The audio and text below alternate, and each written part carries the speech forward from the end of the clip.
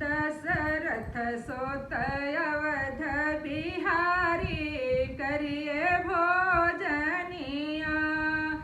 गाय के गोबर पियारी माटी, गाय के गोबर पियारी माटी, गजमती अंगना लिपाई करिए भोजनिया।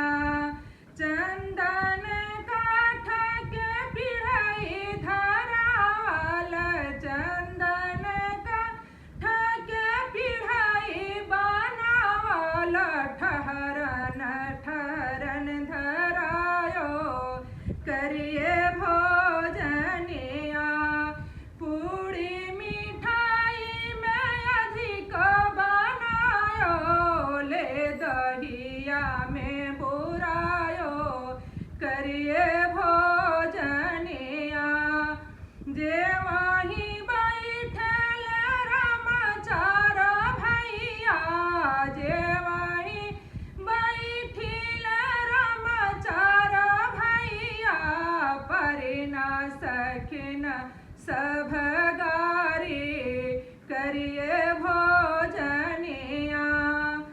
राम जेवल लक्ष्मण हाथ सिकोरे, राम जेवल लक्ष्मण हाथ सिकोरे, परला मत हो जी के गारी करिए भोजनिया।